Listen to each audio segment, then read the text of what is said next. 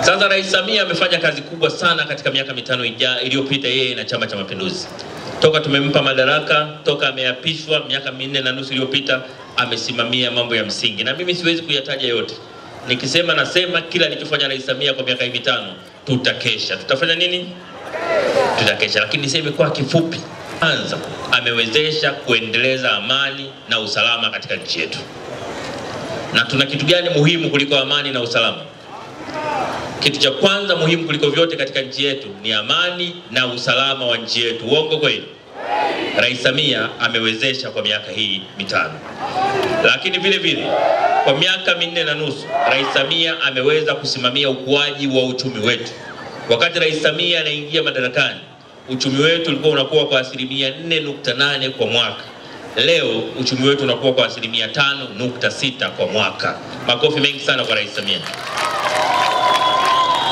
Lakini vile vile rais wetu Daktari Samia Suluhu Hassan ameweza kudhibiti mfumuko wa bei. Bei ambazo kila siku zilikuwa zinapanda katika maeneo mengine duniani. Mfumuko wa bei wa nchi yetu mpaka mwezi uliopita ni 3.1. 3.1. Ina maana ili bei ipande mara 2, maana yake iende hivyo kwa miezi zaidi ya 30 au miaka 30. Lakini nchi jirani tu hapa, jirani yetu, nyinyi mnajua jirani yetu hapa. Inaitwaje nchi jirani yetu hapa? Inaitwaje? Hapo Malawi. Hapo nchi yetu, nchi jirani ya Malawi, mfumuko wa bei umekuwa 28% kwa mwezi. Ina maana kwa miezi mitatu bei inapanda mara 2 kwa kila bidhaa. Uongo kweli? Lakini sisi rais wetu ameweza kusimamia ukuaji wa uchumi kiwango kwamba uchumi wetu umeweza kuhimili bei za kupanda mara kwa mara.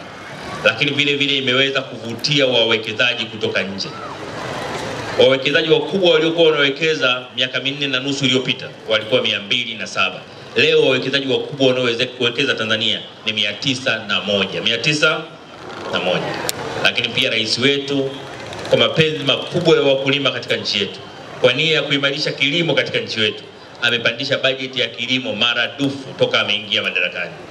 Ameikuta bajeti ya maendeleo ya Wizara ya Kilimo ikiwa bilioni 294. Leo bajeti ya maendeleo ya Wizara ya Kilimo ni trilioni 1 bilioni 200 na milioni 400.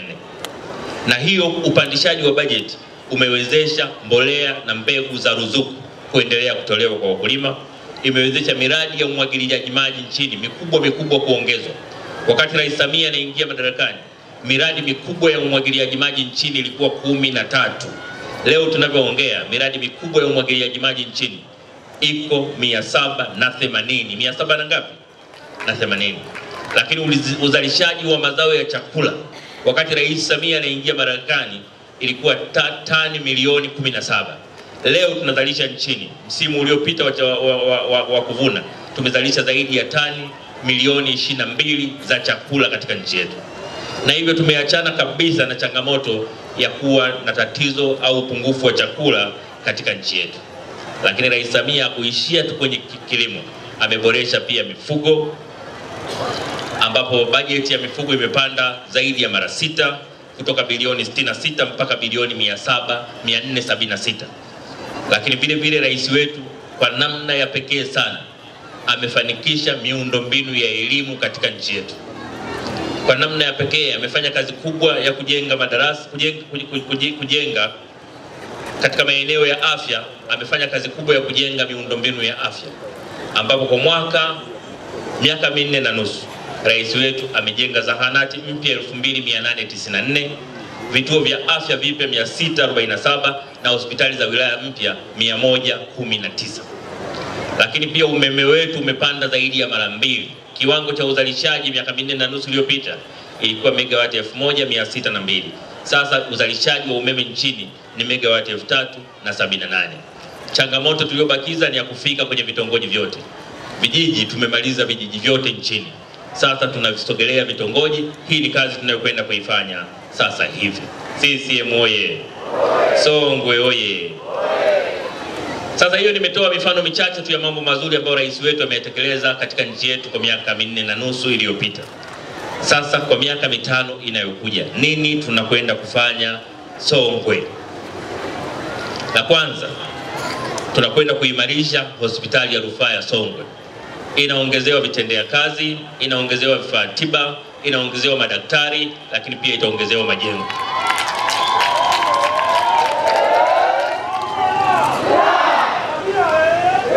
Ni nia ya CCM kuona kwamba hospitali ya Songwe ifikie kiwango ambacho hata watu kutoka nje ya nchi waje kutibiwa kwenye hospitali ya rufaa ya Songwe. Ilete utalii wa kitabibu, na hilo tutalifanikisha. Miaka 5 iliyopita, wakati mbunge wenu akiongelea haja ya kujenga hospitali ya rufaa ya Songwe, kila mtu alijua ni ndoto, lakini leo imefanikiwa. Leo imefanya nini? Imefanikiwa. Lakini vile vile katika miaka 5 inayokuja, ilani ya CCM inatutaka tujenge zahanati mpya 8 katika jimbo hili la Songwe.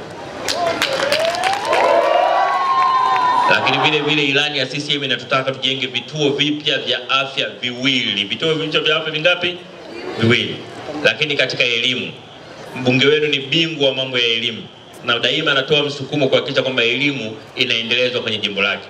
Na katika jimbo hili mambo yaliyokusudiwa ni yafuatayo. La kwanza, elimu ya bure kwa watoto wetu kutoka chekechea mpaka kidato cha 6 tutaiendeleza. La pili, tunakwenda kujenga shule za msingi mpya 5. Shule za msingi mpya ngapi?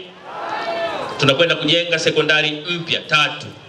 Lakini vile vile katika shule za msingi na sekondari za zamani ambako watoto wetu wanaendelea kuongezeka, tunakwenda kujenga madarasa mapya 135.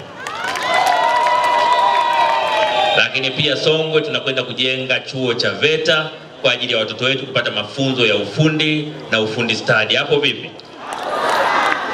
Lakini pia kwenye eneo la biashara na uwezeshaji, tumesema tunakwenda kuhakikisha mikopo ya 10% kwa wanawake, vijana na watu wenye ulemavu inaendelea kutolewa. Na tunakwenda kuiboresha zaidi. Rais Samia alifanya uchunguzi akagundua maeneo mengi ya nchi yetu mikopo ya 10% kwa wanawake, vijana na watu wenye ulemavu ilikuwa sehemu nyingi haiwafikii walengwa. Sasa tumeamua na Rais Samia ameshaweka utaratibu mpya wa kudhibiti watu wote wanaochepusha hela njiani, ili hela ziwafikie walengo tuliowakusudia. Hapo vipi? Lakini vile vile katika eneo la kilimo tumesema tunakwenda kuimarisha ruzuku ya mbolea na mbegu, wakulima wapate kwa wakati, lakini vile vile ziwe nyingi zaidi. Lakini vile vile tunakwenda kujenga skimu mpya za umwagiliaji za kutosha ili watu wetu waweze kulima kilimo cha umwagiliaji. Kwenye uwezeshaji kuna habari ya bilioni 200. Mmeisikia mjaisikia? Tumesema Rais Samia akichaguliwa tena, ndani ya siku 100 za kwanza anakwenda kutenga shilingi bilioni 200 kwa ajili ya kukopesha wajasiriamali wadogo. Kwenye eneo la madini, mbunge amelisemea vizuri sana, na mbunge nakupongeza sana kwa kuwapigania wachimbaji wadogo. Katika rekodi ulizonazo katika bunge letu ni pamoja na kuwa mmoja wa wasemaji wazuri kwa wachimbaji wadogo katika nchi yetu. Na chama chetu cha Mapinduzi lazima kiendelee kuwa chama cha kutetea wafanya biashara wadogo, wachimbaji wadogo, wajasiriamali. Hiki ndio chama chao. Kwa mbunge unatufurahisha unaposimamia, na mimi nataka niwahakikishieni kwamba katika miaka 5 inayokuja ilani ya CCM kwanza imeongelea madini ya kimkakati, ambapo katika madini ya kimkakati ilani ya CCM imesema watakaopendelewa ni Watanzania. Ilani ya CCM inalazimisha kwamba tutakapofika baada ya uchaguzi tunaenda kutengeneza sera, sheria na kanuni zinazolazimisha madini yote ya kimkakati Watanzania ndio wawe wawekezaji wenyewe.